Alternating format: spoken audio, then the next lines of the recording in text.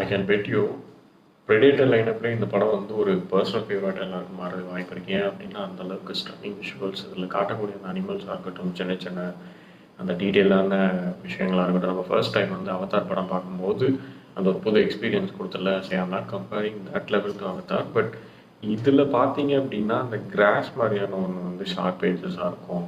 அந்த ரோல் ஆகிட்டே வர அனிமலாக இருக்கட்டும், அந்த ஸ்பைக்ஸ் மாதிரி விஷயத்த வந்து அப்படியே ஸ்பிட் பண்ணுற அந்த ஒரு செடியாக இருக்கட்டும், கழுத்தை வெட்டி போட்டதுக்கு அப்புறமும் தன்னைத்தானே ஹீல் பண்ணக்கூடிய அந்த அனிமலாக இருக்கட்டும். ஸோ அது எல்லாமே பார்க்குறதுக்கு நல்லா இருந்தது. இன்னொன்று, ப்ரெடேட்டரை பொறுத்த வரைக்கும் an animal who's gonna kill the other one for the prey அப்படிங்கிறப்போ அந்த ப்ரெடேட்டருக்கு ஒரு சென்டிமெண்ட் சீன் வச்சு அவங்க அண்ணன் செத்ததுக்கப்புறம் அது அங்கேருந்து போய் கிளைமேக்ஸில் வந்து அவங்க அப்பாவை கொண்டுட்டு அது ஒரு மாதிரி பார்க்க டிஃப்ரெண்ட்டாக இருந்தது ப்ரெடேட்டர் மூவியில். ஸோ இன்னும் பார்க்கல அப்படின்னா ஜஸ்ட் கிவ் அ ட்ரை. விஷுவல்ஸ்க்காகவே இந்த படத்தை பார்க்கலாம். ஹாட் ஸ்டாரில் தமிழ் டப்ல அவைலபிளாக.